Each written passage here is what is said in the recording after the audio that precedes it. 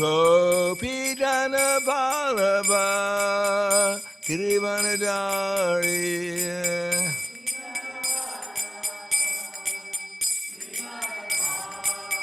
Kopi Jana Vallabha Girivanadari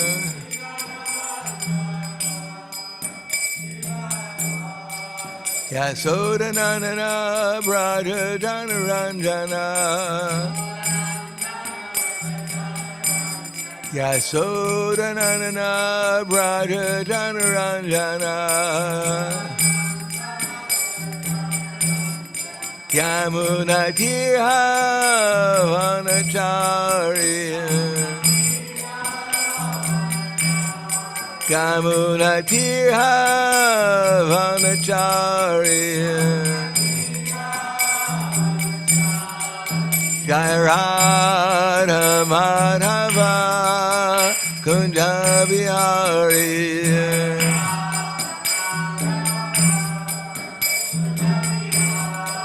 Jai Radha Madhava Kunja Vihari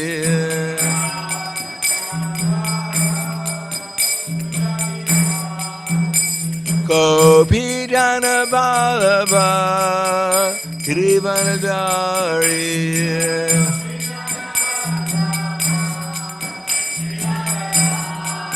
Gopi Jana Vallabha Girivanadari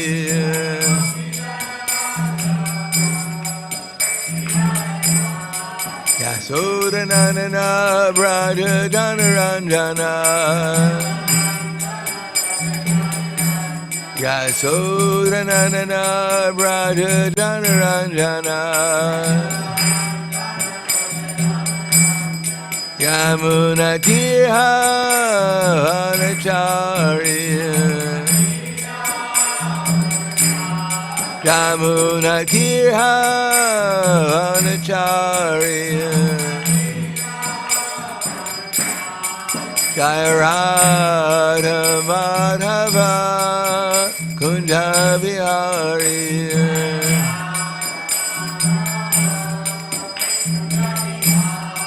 Jai Radha Madhava Kunja Vihari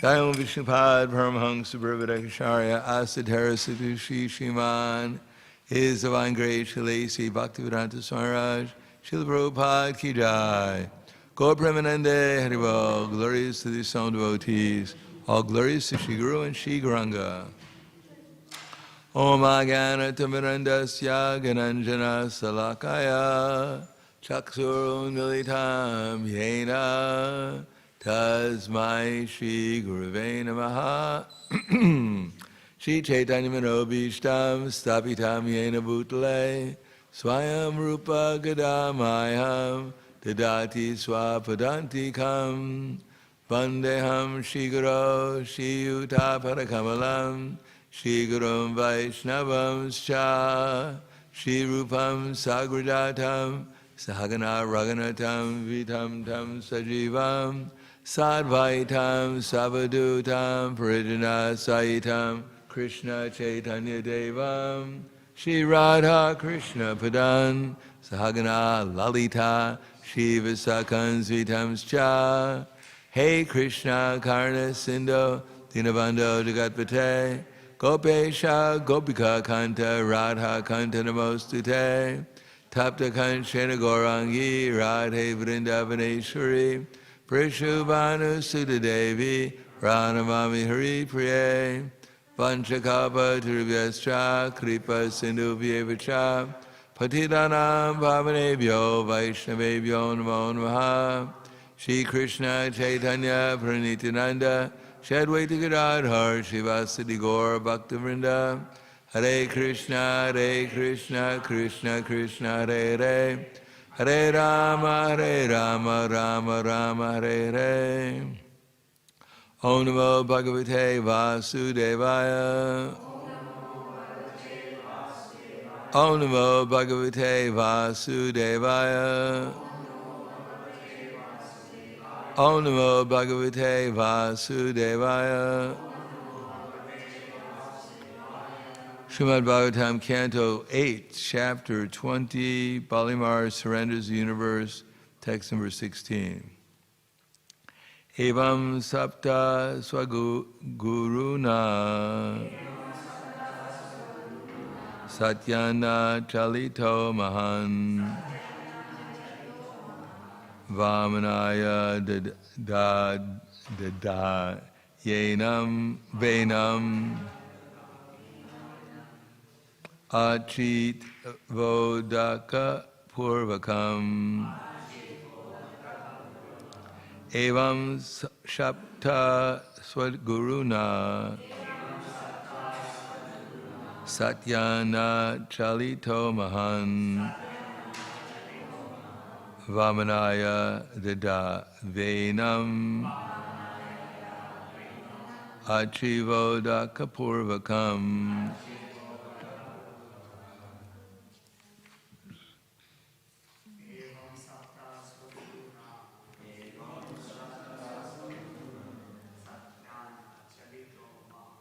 Satyanjali Tomahan.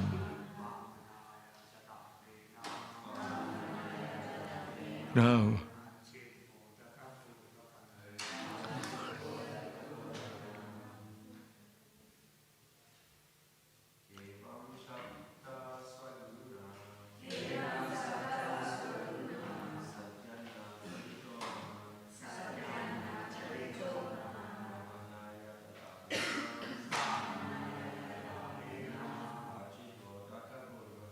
Archito Vada Purvakam.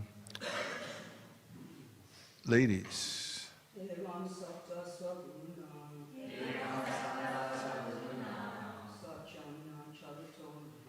Satyana Chalito Mahan Amanaya Dadavyena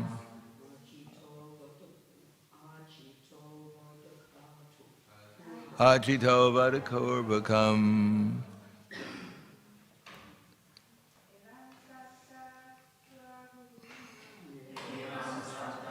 Gurinam Arachacho Mahan Naya Dadavyena Varito Purvakam. Can I get some water? Here it goes. Evam, in this way, Shapta, being cursed, Swaguruna, by his own spiritual master, Satyat, from truthfulness, Na, not, Chalita, who moved, Mahan, the great personality, Vamanaya, unto Lord Vamanadev, Yado gave in charity, Enam, all the land, Architva, after worshipping, Udaka Purvakam, preceded by offering of water. Translation with no purport. Shukadeva Goswami continued, even after being cursed in this way by his own spiritual master, Bali Maharaj, being a great personality, never deviated from his determination. Therefore, according to his custom, he first offered water to Vamanadev and then offered him the gift of land he had promised.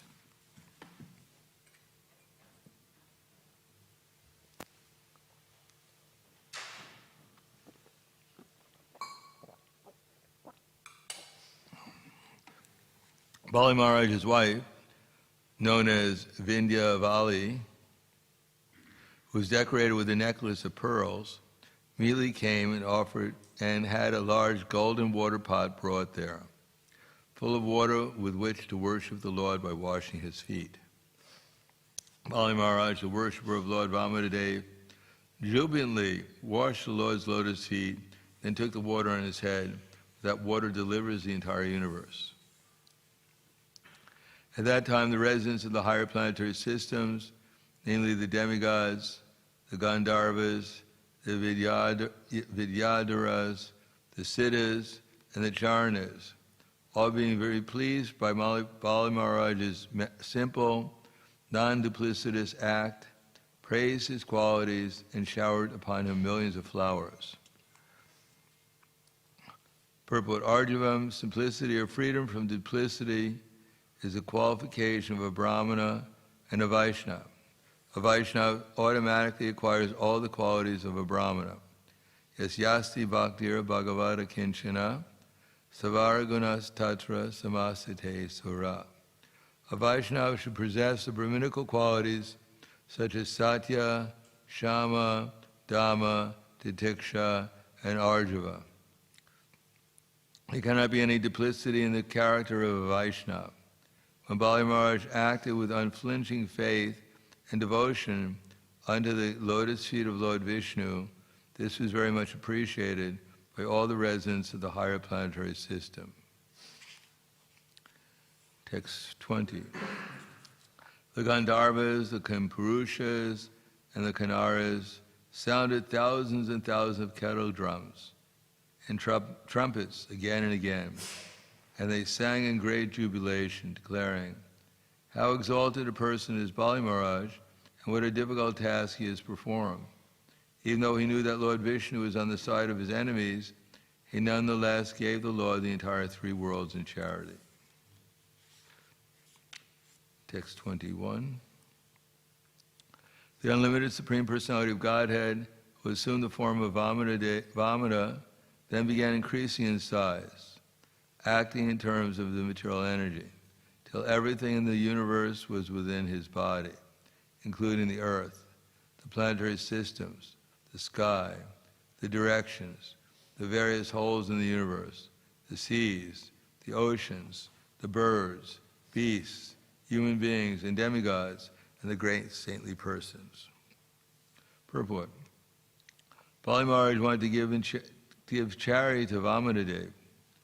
The Lord expanded his body in such a way that he showed Bali Maharaj that everything in the universe is already in his body. Actually, no one can give anything to the Supreme Personality of Godhead, for he is full in everything.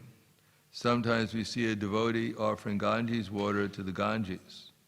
After taking his bath in the Ganges, the devotee takes a palmful of water and offers it back to the Ganges. Actually, when one takes a palmful of water from the Ganges does not lose anything. And similarly, if a devotee offers a palmful of water to the Ganges does not increase in any way. But by such an offering, the devotee becomes celebrated as the devotee of Mother Ganges. Similarly, when we offer anything with devotion and faith, what we offer does not belong to us, nor does it enrich the opulence of the Supreme Personality of Godhead. But if one offers whatever he has in his possession, he becomes a recognized devotee. In this regard, the example is given that when one's face is decorated with a garland and sandalwood pulp, the reflection of one's face in a mirror automatically becomes beautiful. The original source of everything is the Supreme Personality of Godhead, who is our original source also.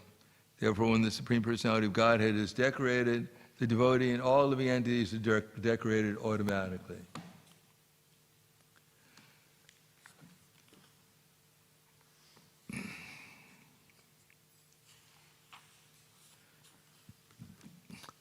Namo Vishnu Padaya Krishna Prasthaya Bhutaya Śrīmate Bhaktivedanta Swami Namane Namaste Saraswatam Deve Gauravani Pracharane Nirvishesha Srinivadi Paskatyade Satarane. In the Nectar Devotion, it mentions 64 qualities that Krishna has. That living entity generally can have up to 50 of those qualities in minute quantity. And he can also acquire 4 more when he becomes a perfect devotee. Therefore, the aim of Krishna consciousness is to acquire all the good qualities one of the aims. And the good quality is, ultimately, to always remember Krishna and never forget him in devotion. If we put an iron into the fire, then the iron gets hotter and hotter and hotter, and then it takes on all the good qualities, all the qualities of the fire. The iron by itself is not going to become hot. It has to associate with fire, and then it becomes hot. Similarly, we have potentially good qualities, but they're only manifested when in association with the Supreme Personality of Godhead and His associates. By ourselves, there's a little spark. The spark outside the fire can't glow very much. Matter of fact, its glow decreases progressively according to its association with whatever it associates with outside the fire. If it associates with land, it may smother for some time, but if it associates with water, it practically becomes extinguished. So, when the little spark enters into the fire, then it glows in its natural effulgence. And there's a process of us entering into Krishna consciousness, into association with Krishna. And it begins with hearing how to do that. First of all, hearing what is the sambandha, what is actually the reality that we're living in, and the sambandha is summarized that the reality that we're living in is everything here is Krishna's energy. Krishna is controlling his energy, parasya shaktir vividaiva shruyate, svabhavaki jnana bala kriya cha. That everything is going on by Krishna's arrangement. He's the controller, therefore he's naturally the proprietor of everything. It's all his energy, he's controlling it, he's the proprietor of it. And the conditioned soul, he's separated from Krishna, naham prakasha sarvasha, yogamaya samavrita, mudayam nabijanati, lokayam ajam avyayam. That I'm never manifested to the foolish and unintelligent. For them I'm covered by my creative potency, yogamaya, and so the deluded world knows me not, I'm unborn and inexhaustible. So the living entity is deluded principally by ignorance and agitated by passion, and more or less a little aware in the mode of goodness. But the mode of goodness is also contaminated by ignorance and passion, and therefore in the mode of goodness in the material world, one is never fully conscious. Although one may reach the consciousness like Lord Brahma, quite an exalted consciousness, but not full consciousness. Being deluded, the living entity doesn't know how to actually, or he doesn't know, Vate vidu swarta gatim hi Vishnu. He doesn't know that the goal of life is to obtain Krishna. We hear about it theoretically, and we're here because we accept it theoretically, but until we reach Krishna, we won't know why it's the goal of life. Or as we progressively advance towards Krishna, then we progressively understand how this could be the goal of life. Otherwise, we have so many goals of life. Like if the class went on too long, then our goal of life to take prasadam would be impeded, and many of us would get quite nervous. Because we have a taste for prasadam, Krishna's mercy, but we may not have an equal taste for hearing about Krishna. On the other hand, Parikshit Maharaj sat on the bank of the Ganges for 7 days and nights without sleeping, without eating, and he was in ecstasy. Not just ecstasy, but he was there in the practically speaking the pastimes of Krishna, which means at every moment he was experiencing transcendental pleasure along with the ecstasy, varieties of the transcendental pleasure and ecstasies. But we may not be on that platform, and therefore we regulate our lives so we can hear enough before we fall asleep, or get bored, or get agitated. So we're given a little amount of Bhavoshadi, Bhavosi Chochamino Vinaramat, Kautam Sloka Vira Pashugnat. So this is Nivrittitar Shara Upagiyamanas Bhavoshadi Chotra Manobhiramat. So this is the Bhava Oshadi. This is the medicine for getting out of birth and death. But we're accustomed to living in an atmosphere of birth and death. And in the meantime, while we're burning in the fire of material desire, we try to take a little, as some people are entering into hell, and the person behind him, he was seeing all the fires in hell and people being tortured. So he mentioned to the person in front of him, he said, the secret is keep yourself hydrated. So while we're burning in the fire of material desire, we want to take along our water and keep ourselves hydrated so we can tolerate. So to develop those qualities of a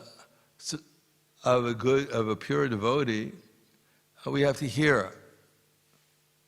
But hearing is not enough, because we have to learn how to hear. As a matter of fact, the most important thing is to learn how to hear before we can actually hear. So as much as we can learn how to hear, then we can actually gradually begin to hear. And the symptom of hearing is that there is Vishaya Vinivartante Nirharasideinam Rasa Varjam Rasopyasya Param Drishva Nivartate. We get a higher taste.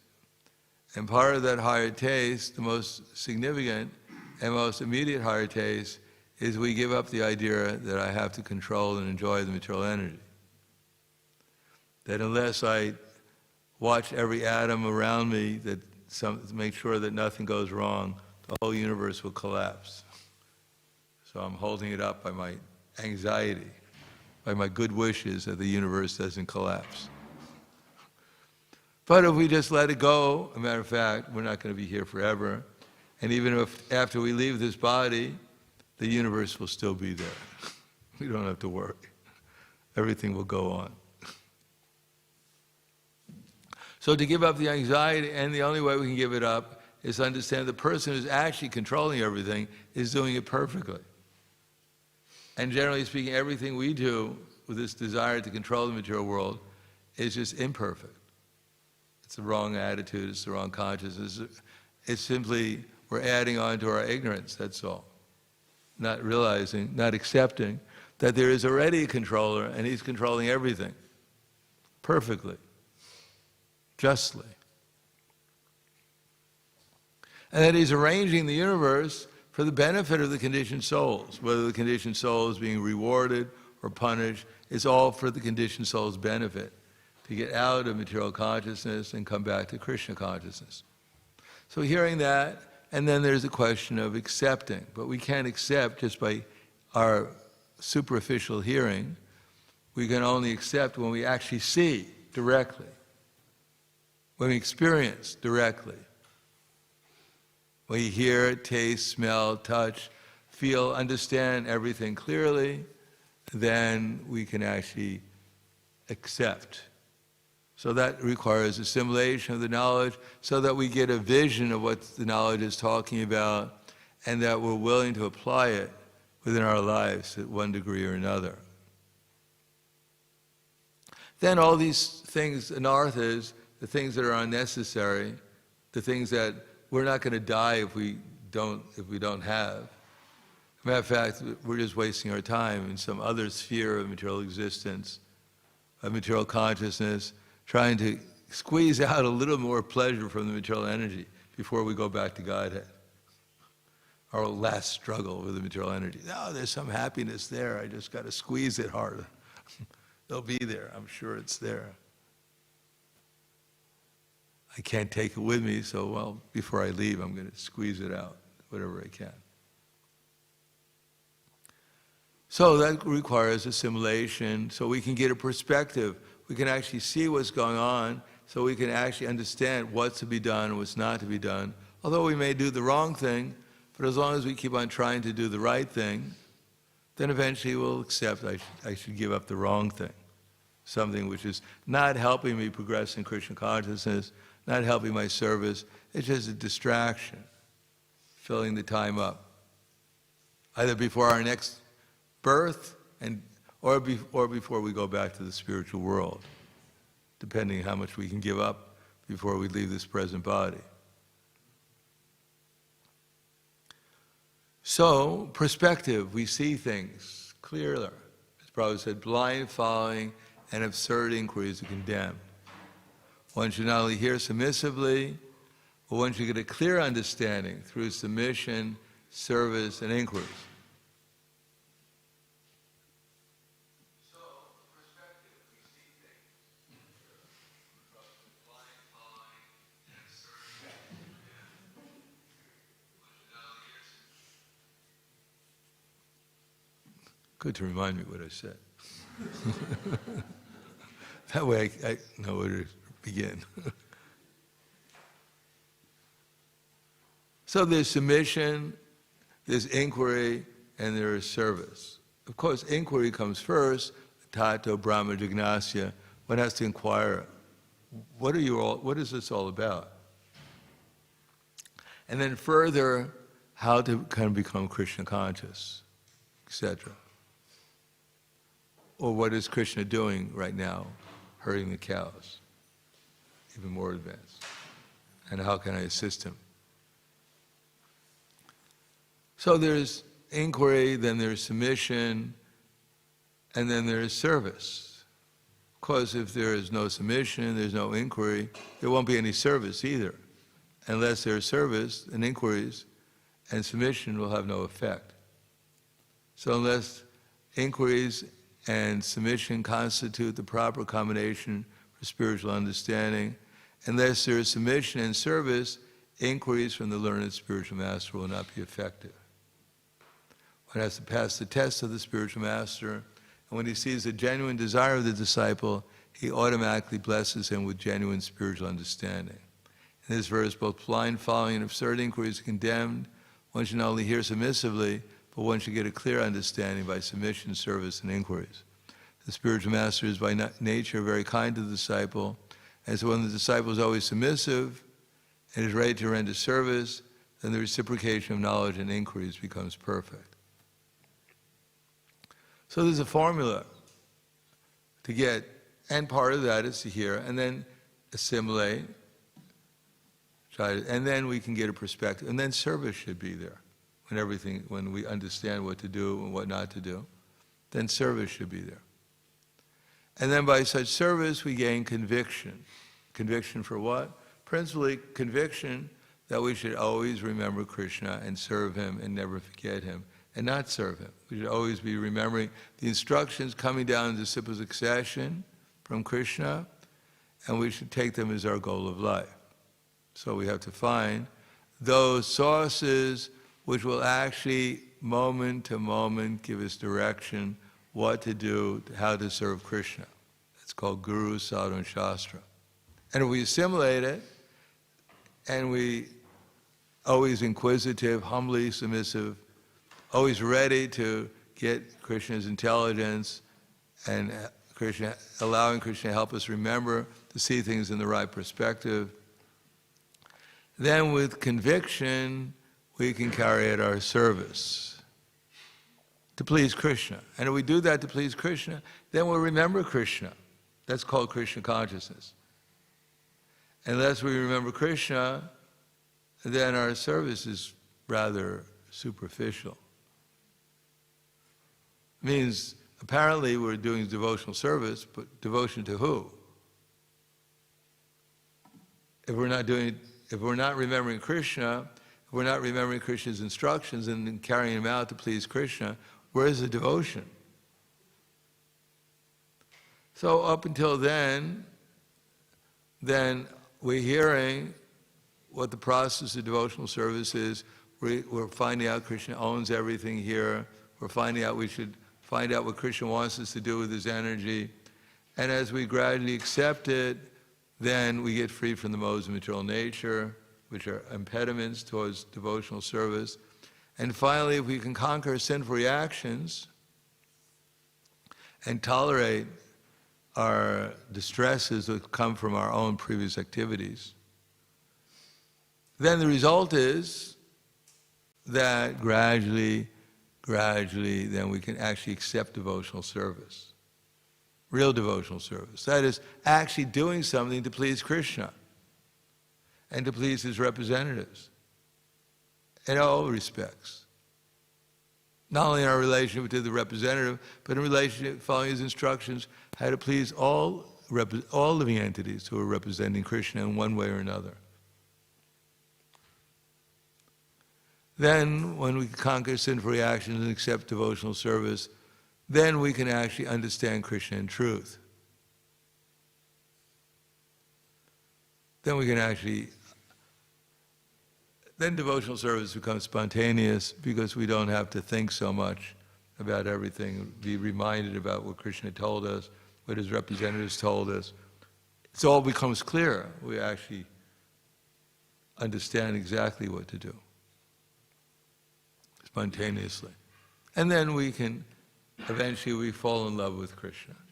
When we fall in love with Krishna, then we meditate in trance upon Krishna always, without any chance of deviation, because our Krishna is becoming ever more attractive and our love is becoming ever more spontaneous and deep. So that's the process, but in the beginning we have to give up something. We don't have a universe to give up, luckily, because we might get more attached than we are already to whatever little things we have. Therefore, we have to gradually follow the process of going from hearing to perspective to conviction to skill. Then when we apply with conviction the philosophy of Krishna consciousness into our devotional service, then the result is then we become more and more skillful in our principally four things, the most important things, in our relation with loving Krishna, serving Krishna, without any material desire. And at the same time, learning how to serve Krishna's mission in this world by making friends with the devotees. And at the same time, helping the innocent develop their Krishna consciousness. And learning how to properly deal with those who are against Krishna, so we don't get entangled in any kind of dispute or influence on by associating with them. So that's the skill. Those are the skills we're learning. The more skillful we are, the more we can navigate ourselves in the material world and remain fixed in Krishna consciousness. And then the more we're Krishna conscious, the more we put the iron in the fire, it gets hotter and hotter. And the more we associate with Krishna and his devotees, the more all the good qualities that they have become manifest within ourselves. Not because by nature we have the potential for good qualities, but just like by nature, iron has the potential of becoming hot, but it has to be in the fire to become hot. So as Krishna has all these good qualities, so we develop all these good qualities in association with Krishna and his devotees. Not independently. The iron independently is not going to become hot, only in association with the fire. On the other, and here it says also that the Lord already owns everything. So it's not that our devotional service, Krishna needs our devotional service. That we need devotional service, we need to become Krishna conscious. Although Krishna appreciates our service, especially Krishna appreciates our desire to render him service. He takes that as love, and as the foundation of love, just the desire to render him service, and eventually the desire to please him, and then the intense desire to please him. So, as a progressive, Krishna becomes more and more pleased. If someone does what we ask them to do, we're pleased. If they do it very carefully, we're even more pleased. If they do it lovingly, we're even more pleased. So there are different degrees of pleasing Krishna, and therefore there's different degrees of Krishna's reciprocation. But the minimum is to understand that it's not our energy. Otherwise, we may think I'm doing Krishna a favor. I'm giving him something, and he's become dependent upon me. Of course, in the higher sense, Mother Yasoda feels Krishna is dependent on her, and that without feeding Krishna, Krishna will become sick or die. So Krishna appreciates that. But our idea that this is my energy, and that I'm giving it to Krishna, that's all right. Krishna says, Yat karoshi, yat ashnasi, yat jahosi dadasi yat, yat tapasi konti yat tat krusha marpana. Krishna appreciates that the thief is giving back the stolen property. He's becoming an honest person. Krishna appreciates, but it's not exactly a very intimate relationship. When the thief comes back to the person he stole the wallet from and gives it back to him, it's not that the person thinks, well, you're my best friend. You've given back the stolen property. Maybe the relationship will develop in the future, but it's not in itself the criteria for intimate friendship.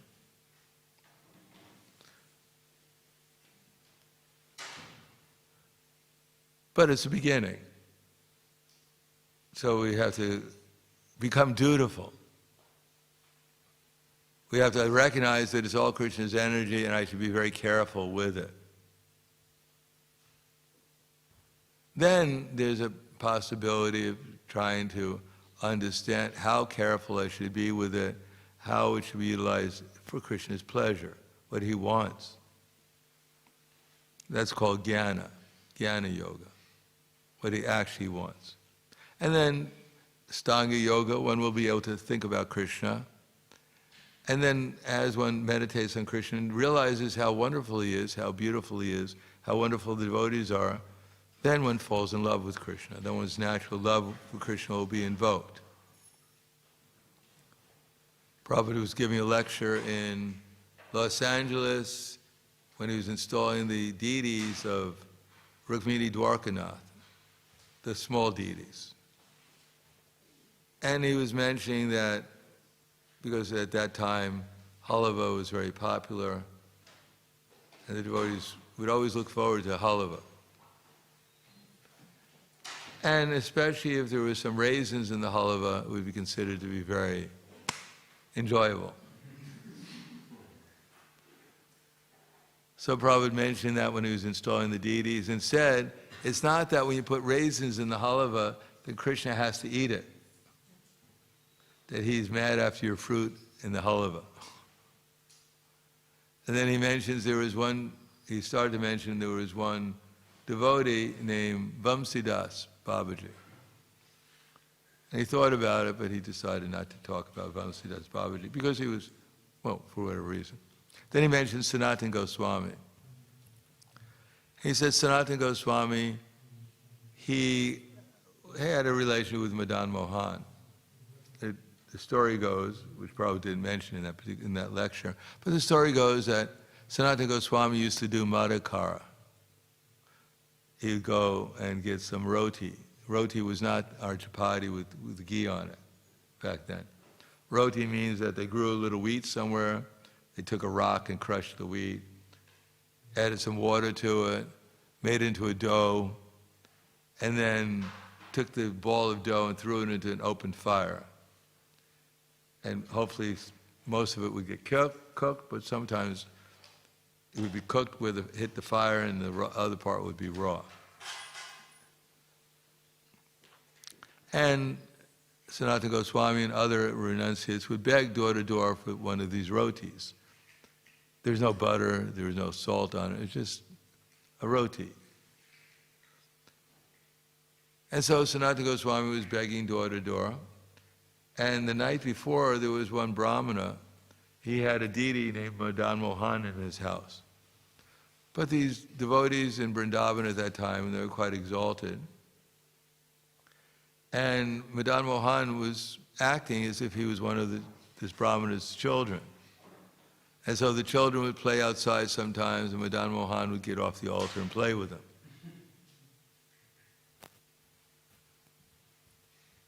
And things were going nicely, but one day this Brahmana had a dream, And he said, tomorrow one devotee will come of mine, named Sanatana Goswami, doing Madhukari, and I want you to give me to him.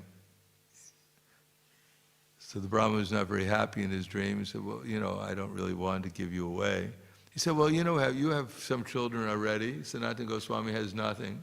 He has no one to be with. So I want to be with him. So the Brahmin had to listen to Madan Mohan. The next day, as the Madan Mohan predicted, Sanatana Goswami came doing Madhukari. And the Brahmin said, last night I had a dream and my deity wanted to live with you. But Sanatana Goswami said, actually, it's maybe not be such a good idea because I don't really have very much where I'm living. He may not be very satisfied. No, he insisted. He has to come and live with you. So Sanatana Goswami said, all right, then I'll take Madan Mohan. So he was living underneath a tree and was near what's now is the Madan Mohan temple. And he was hanging Madan Mohan in the tree because he had no other place to put him. And then he'd go out during the day and do Madhukari and get a roti and bring it back and offer it to Madan Mohan. So Madan Mohan, one day, he couldn't take it anymore. Because in the Brahmin's house, he got much nicer prasadam. And now he's just getting this dry ball of wheat, half cooked. So he started to complain. He said, Sanatana Goswami, he said, every day you're going out and you're bringing me back this half-cooked wheat ball without any salt. He said, can't you even beg a little salt? Can't you put a little salt on it? So Sanatana Goswami said, my dear Lord, he said, I'm an old man. I can hardly even move. And whatever I get, I'm offering to you. You should try to accept it. So Prabhupada said, Madan Mohan had to eat that prasadam because it was being offered by his devotee. And then Prabhupada said, but what is your value? And what is the value of the things that you have?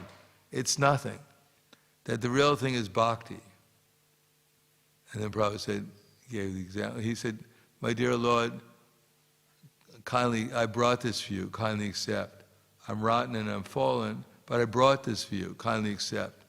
And then Prabhupada started to cry. He said, that will do. Don't be puffed up. Always remember you're dealing with Krishna.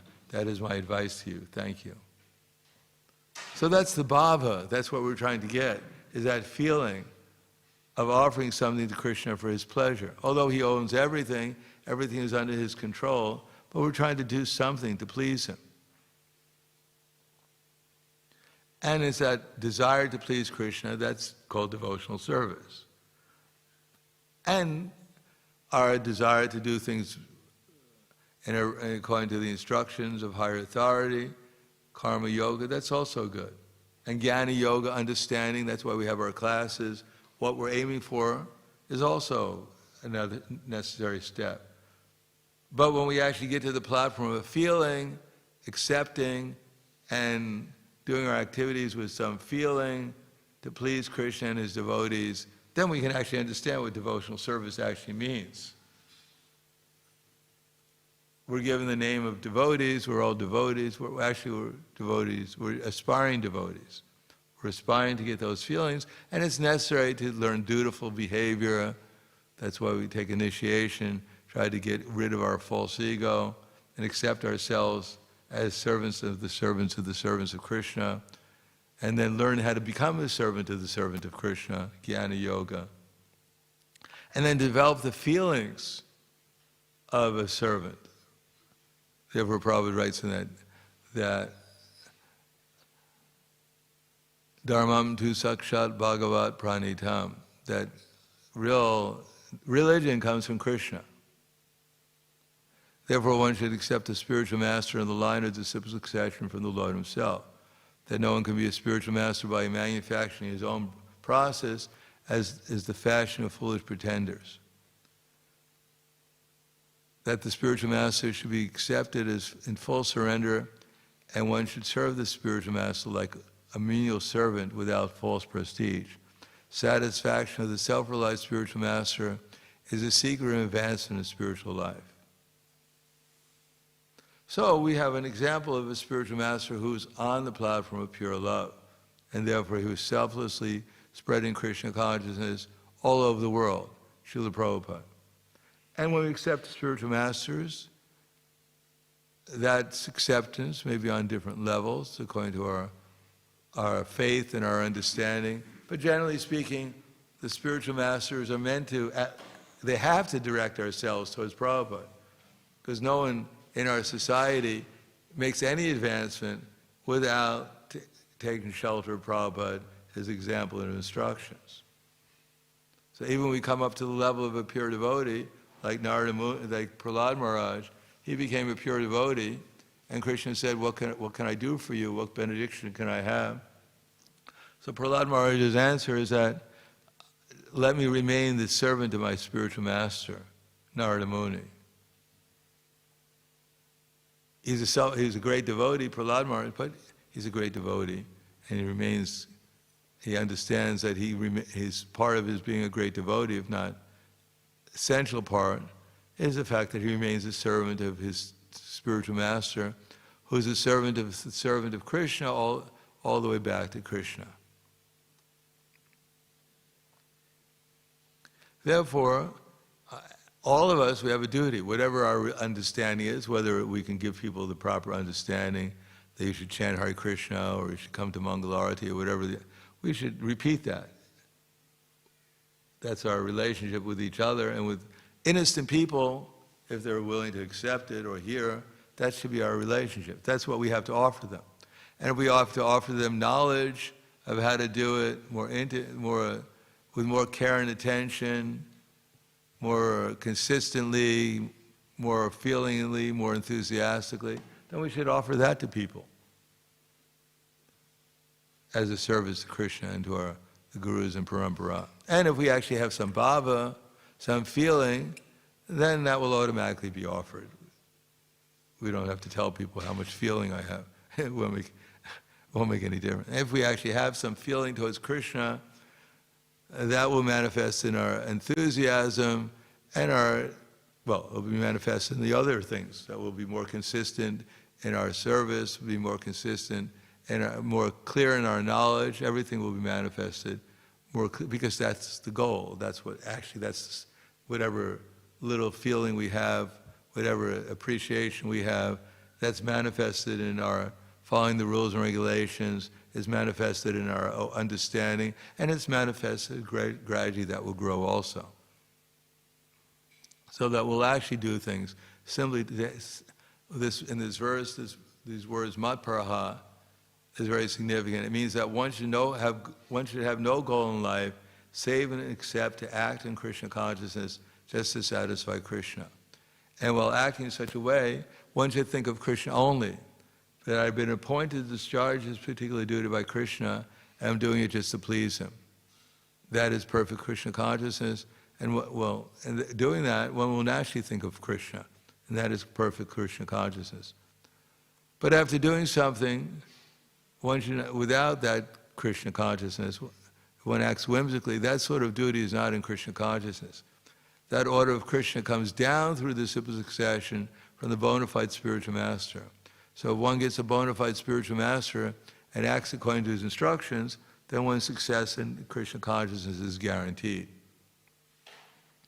So if one wants to everyone is supposed to become a spiritual master. So we should understand that what is our limitation? What can I actually offer? What can I actually give? Not only if you're initiating spiritual master, but if you're instructing spiritual master, what do I have to give to others? And one should not pretend we have more to give than actually what we have to give. If we're on the platform of sadhana, then we have to give to people inspiration to follow sadhana, to follow the process, to understand what the process is, and to follow it, and what the happy result of following sadhana is, and how it sometimes manifests itself as feeling, and sometimes there's no feeling, but we go on anyhow, with or without feeling, dutifully, and we try to develop our understanding. And so gradually the feelings, as we pass the test, then Krishna will give us the feelings. He'll manifest himself to us. And naturally, when iron is cleansed of its contamination, its rust, then it naturally becomes attracted to the magnet. And if we're on the platform of Baba, we don't have to advertise it, because people will actually feel, to some degree or another, according to their receptivity. Prabhupada didn't have to tell everyone he was a pure devotee all the time. People experienced that he was a pure devotee. Even non-devotees sometimes experience that Prabhupada was something special. And if we're on the platform of prema, then we can give people the whole understanding, clear understanding, and inspiration to do things with devotion. Therefore, Shiksha Guru Ke Ta Krishnaras Rup. Shiksha Guru Ke Ta Krishnaras Rup. Antaryami Bhakti Shresa E Duri Rup. One should know the Shiksha Guru as a representative of Krishna. That as the super soul within the heart and as the best of the devotee, Krishna delivers the living entity. Shiksha Guru Ke Ta Krishnaras Rup, Antaryami Bhakti Shresa E Duri Rup. Then one should know the super soul and the pure devotee as Krishna's representatives. And in the purport, Prabhupada writes, there are two types of Shiksha Gurus. One who's situated in transcendence, wherever he goes, he's carrying the whole spiritual world with him. The whole disciplic succession is in his heart. The Panchatattva, the six Goswamis, all the Acharyas, Krishna's pastimes in Vrindavan, they're all manifested within his heart. And therefore he sees everything perfectly well, because he doesn't see anything as apart from Krishna. He actually sees reality, both internally and externally. There are others who are not on that platform. They see things according to their subjective advancement in devotional service, coming to that platform. And therefore, they can also give instructions to help elevate others, at least to the level that they're on. But the Acharya, in the true sense of the term, who is authorized to deliver Krishna, enriches the disciple with full spiritual understanding and thus awakens him to the activities of devotional service. So the Acharya is the one who pulls everyone up. As long as we hold fast to the Acharya, as Prabhupada said before he was leaving for India, and they asked him about bringing one of his godbrothers to take over the movement in Prabhupada's absence. Prabhupada said that, but if they say one word different from me, then there'll be confusion. So we think that, Prabhupada said this and someone else said that, and even our guru says something different. If we think that, then we'll be in danger from, not danger, our Krishna consciousness will not develop to the fullest extent. If we actually want to be pulled up by Baba, by love for Krishna, then we have to learn how to continuously see everything and everyone and everything we're doing in relation to Prabhupada, his example and his instructions, so that even we hear from others, but we should know what Prabhupada said, so we know what they're repeating or not, what Prabhupada said. If their example is of Prabhupada, then we'll, in our association with others, whether it's our Shiksha Gurus or our Diksha Gurus or anyone, they'll be able to appreciate how they're manifesting Prabhupada's energy, how they're manifesting Prabhupada's presence, how Prabhupada's instructions are in their heart, how Prabhupada's realizations are within the heart, how Prabhupada's love is within their heart. And we'll be able to see that they're actually connected with the disciplic succession and that they're actually real representatives, bona fide representatives of our disciplic succession, to one degree or another, either fully or partially, whatever but they're, in any case, they're serving Krishna, they're serving the Parampara to the best of their ability, and we have to serve them too, either by following their instructions or example, or by appreciating their exalted qualities. So I'll stop there. Thank you. Any questions? Yes.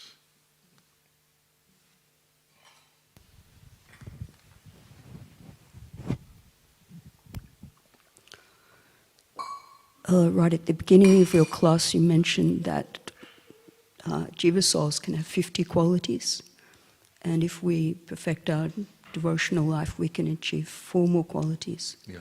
I haven't heard of this. Can you explain, please?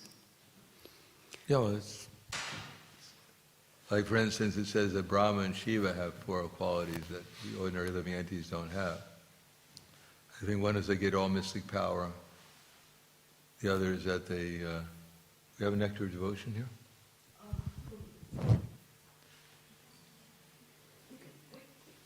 So generally the living entities, we have a little mystic power. If you cut your finger, then it heals. That's mystic power. But we don't have very much mystic power.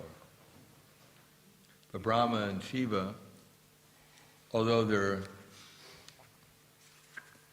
also, well, Brahma especially,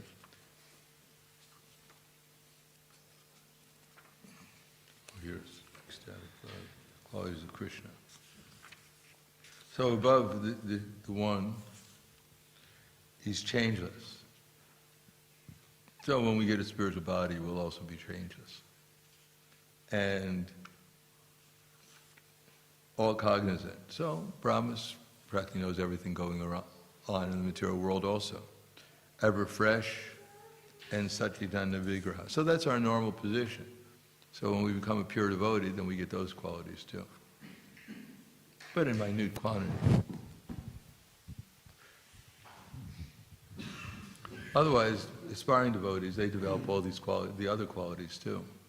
Like all, knowing different languages and being humble, whatever, grave. I think the first, you just clever, artistic, expert, poetic, etc. The 26 qualities of devotee are also developed as we develop devotional service. As we more in contact with Krishna and his pure devotees, and all these qualities develop to a small degree. The spark never becomes the whole fire, but at least he glows in the fire.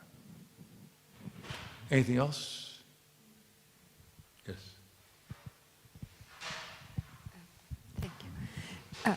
I would like to ask, thank you for the class, Maharaj. I would like to ask, how can I develop the feeling of being a servant of my Guru and not just remaining in the theoretical understanding that I'm the servant of my Guru Maharaj, but because many times when I'm doing devotional, being engaged in devotional service, I rely more on my so-called skills, personal skills, forgetting the feeling that I'm the servant of my Guru Maharaj, I'm doing service on behalf of my Guru Maharaj. How can I overcome that?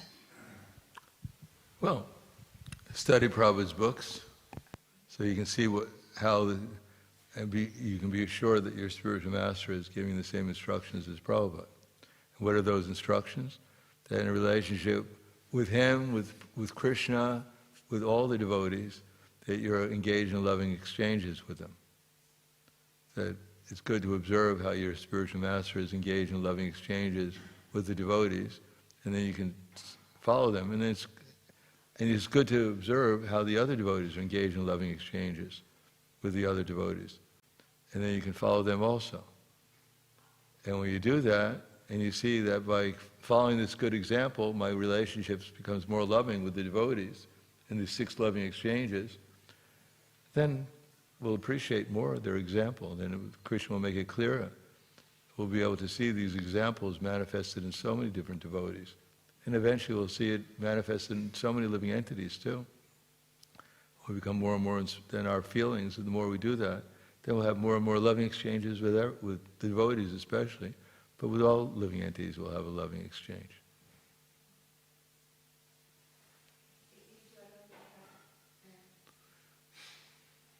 I have another question regarding the quality of hearing. You mentioned that the importance of hearing, everything starts from hearing. What would be the difference between superficial hearing and the proper hearing? Hearing. Well, when we hear something, apparently if we had 1 second and we asked, what did you just say, we might be able to repeat it. You just asked, what's the difference between superficial and hearing?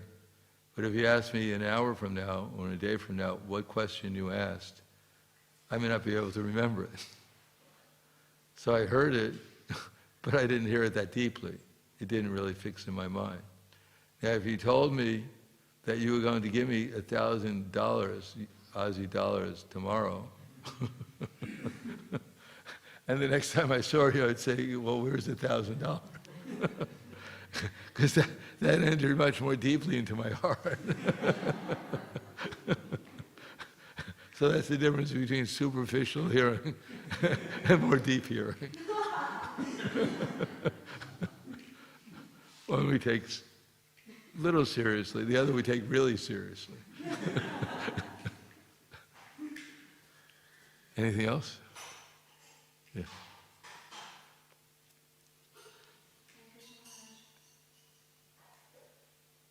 Hare Krishna Maharaj, thank you for the nice class. I actually had a question on the purport, the last sentence where Srila Prabhupada says, therefore when the Supreme Personality of Godhead is decorated, the devotees and all living entities are decorated automatically. So with the living entities, like do these involve like even the ones that are not, like they don't believe in God, or like does it matter, or it's actually literally everybody? Like how? Not everyone yeah. benefits.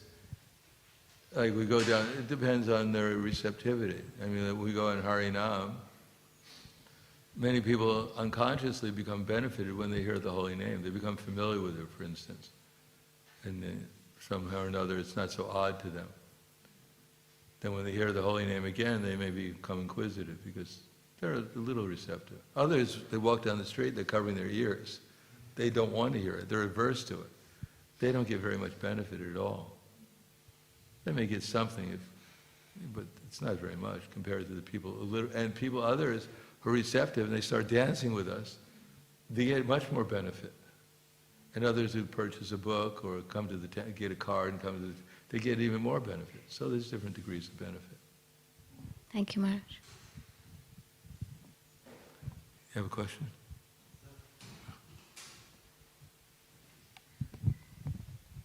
Hare Krishna Maharaj, thank you for the class. What is the difference between, what's the difference of result between, being attached to something in this material world, you stay here in the material world, or being attached to a particular service? What's the result? What's the difference of result there? Well, if it's a service, if you're taking it as a service, then it's spiritual. And if you just take it as some kind of like routine activity that you got to do, because otherwise to stay in the temple and get prasadam, still there's some benefit because you're associating with devotees and you might hear the holy name, etc., etc. But the attitude is not devotional necessarily. So it's partially material. Material means lack of devotion, that's all. The more devotion is, the more it's spiritual, and the less devotion there is, the more it's material. So therefore, patience, conviction, and enthusiasm, these are favorable towards actually real devotional service, plus the other things that Rupa Goswami mentions. So we do our service with care and attention, which is another way of saying patience and conviction and enthusiasm. Then, we make some more progress. Then Krishna is much more inclined to appear within our heart, because we're doing it for him. The more we do it with care and attention, he recognizes it. And we just do it as routine. Why will Krishna? He doesn't want to disappoint us and surprise us too much. Therefore, he stays away from our consciousness, at least. And also, a particular service that we're attached to in this world, could it translate to developing that into the spiritual world eventually? Yeah, we take prasadam in the spiritual world. We dance in the spiritual world. We hear about Krishna in the spiritual world. We worship Krishna in the spiritual world. So yes, as far as, I'm a book distributor, I want to get to the spiritual world, I'm going to print up books and distribute them to them. We'll tell people about Krishna in the spiritual world. We'll be giving that gift, but not necessarily in the form of a book. People don't need books there. They're living books. Anything else?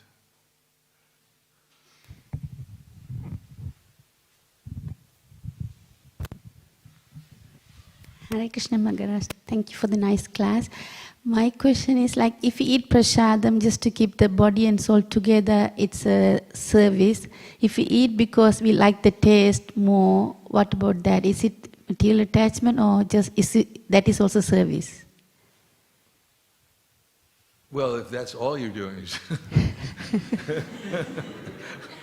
then I don't know where Krishna fits in. But generally speaking, most of us know it's Krishna Prasadam, and therefore it's not ordinary food.